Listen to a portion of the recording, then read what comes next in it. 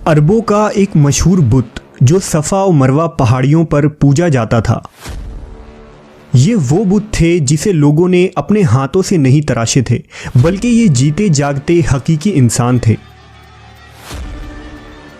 उन्होंने खाने काबा के अंदर ऐसा क्या जुर्म किया था जिसकी वजह से अल्लाह ने उन्हें ऐसा खौफनाक अजाब दिया जो आने वालों के लिए इबरत की निशान बन गई।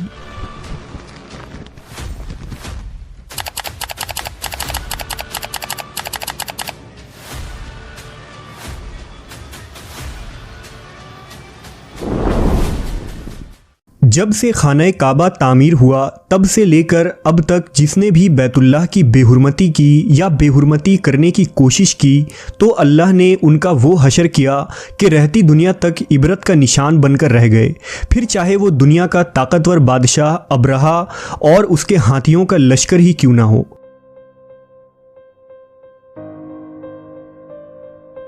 इसके अलावा तारीख़ में कई ऐसे वाक़यात मिलते हैं कि जिन्होंने काबा शरीफ की बेहुरमती की और उनको अल्लाह ने दर्दनाक अजाब देकर तबाह कर दिया।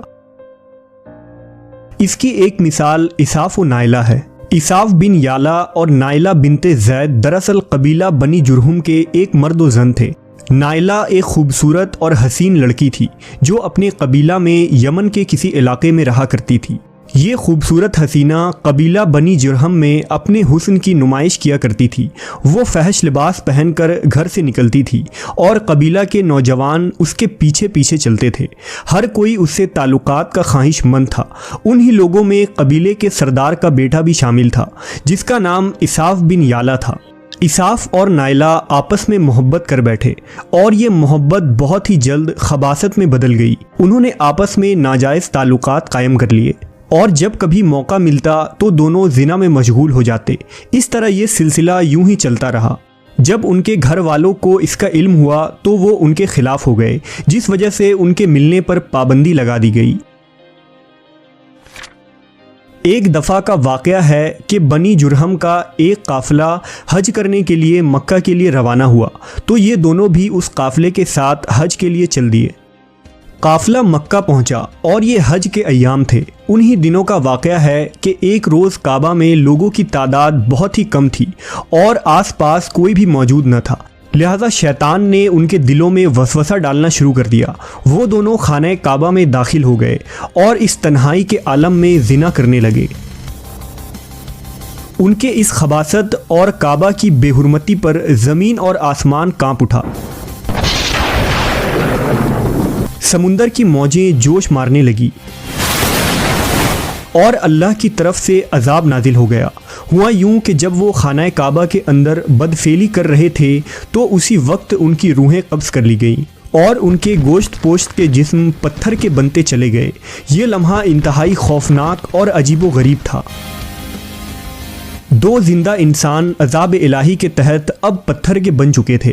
कुछ देर बाद जब बनी जुरहम के लोग काबा के करीब आए और बैतुल्लाह के दरवाजे को खोला तो दोनों बदबख्त बरहना हालत में पत्थर बने खड़े थे। वो ये समझ गए कि ये खबीस अल्लाह की मुक़द्दस घर में किस जुर्म का इर्तिकाब कर रहे थे। लोगों ने दोनों के मुजस्समों को उठाया और बाहर लाकर ज़मीन में गाड़ कर उन्हें खड़ा कर दिया ताकि ये लोगों के लिए इबरत का निशान बना रहे। कुछ दिन गुजरने के बाद मक्का के लोगों ने इसाफ के बुत को उठाकर कोहे सफ़ा के मकाम पर रख दिया और नाइला के बुत को उठाकर कोहे मरवा के मकाम पर रख दिया। सफ़ा और मरवा दरअसल दो पहाड़ी हैं जो हरम काबा के बिल्कुल करीब ही हैं। उन्हीं दो पहाड़ियों पर चढ़कर और चक्कर लगाकर बीबी हाजरा अलैहिस्सलाम ने उस वक्त पानी की तलाश की थी जब हज़रत इस्माइल अलैहिस्सलाम शेर खार बच्चे थे और प्यास की शिद्दत से बेकरार हो गए थे। इसलिए ज़माना कदीम से ये दोनों पहाड़ियाँ बहुत मुक़द्दस मानी जाती थी और हाजी उन पर चढ़कर बड़े एहतराम और जज्बा अक़ीदत के साथ तवाफ़ किया करते थे। जब इसाफ और नाइला के बुत को सफ़ा और मरवा पर रखा गया तो उनकी सज़ा ये तजवीज़ की गई कि जो शख्स भी सफ़ा और मरवा पर जाए वो उन दोनों बुतों को एक एक जूता मारे। एक दो नस्लों तक तो ये अमल जारी रहा। फिर लोगों ने उन्हें जूतों के बजाय थप्पड़ मारना शुरू कर दिए और कुछ नस्लों बाद लोग उन्हें सिर्फ हाथ लगाया करते थे। इस तरह वक्त गुजरने के साथ लोगों ने उनसे इबरत हासिल करना कम और उनकी ताज़ीम ज़्यादा करने लगे। यहाँ तक कि एक वक्त ऐसा आया कि अरबों ने जाहिलियत की बिना पर उनको मोहब्बत की अलामत करार देना शुरू कर दिया और कबीलों में उन दोनों के इश्क की दास्तानों को फ़ख्र से बयान किया जाने लगा। आहिस्ता आहिस्ता ये मोहब्बत के देवी और देवता करार पाए। 5वीं सदी तक इसाफ और नाइला के उस बुत को अरबों के बड़े बुतों में शुमार किया जाता था, जिनके आगे लोग सजदा किया करते थे और कुर्बानी भी चढ़ाते थे। हज़रत ज़ैद बिन हारिस रज़ी अल्लाह ताला अन्हु बयान करते हैं कि ज़मानाए जाहिलियत में जब मुशरिकीन मक्का बैतुल्लाह का तवाफ़ करते थे तो इसाफ़ व नाइला के उस बुत को छूते थे। मैं एक दफ़ा रसूल अल्लाह सल्लल्लाहु अलैहि वसल्लम के साथ बैतुल्लाह का तवाफ़ कर रहा था, लिहाजा जब मैं उन बुतों के पास से गुज़रा तो उनको छुआ। इस पर आप सल्लल्लाहु अलैहि वसल्लम ने मुझको उन बुतों को छूने से मना किया। मैंने अपने दिल में कहा कि देखूं तो सही कि छूने से होता क्या है, इसलिए दोबारा उनको छुआ। आप सल्लल्लाहु अलैहि वसल्लम ने दोबारा ज़रा सख्ती से मना करते हुए फरमाया, क्या तुमको मना नहीं किया था?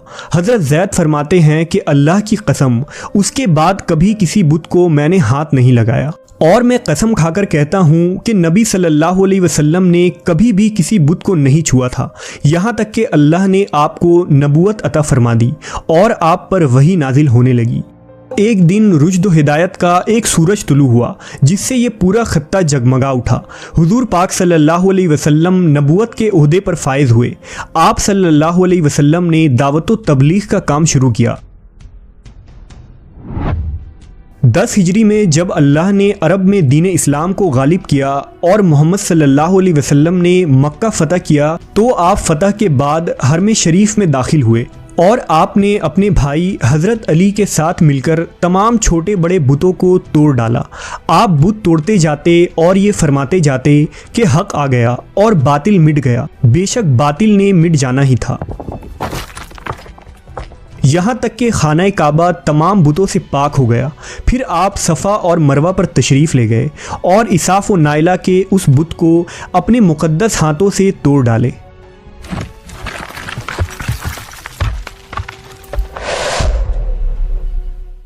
हमने देखा कि इसाफ़ व नाइला के इस बुत को लोगों ने बतौर इबरत सफ़ा और मरवा पर रखा था, लेकिन शैतान ने उन्हें ऐसा गुमराह किया कि वो उनकी पूजा करने लगे।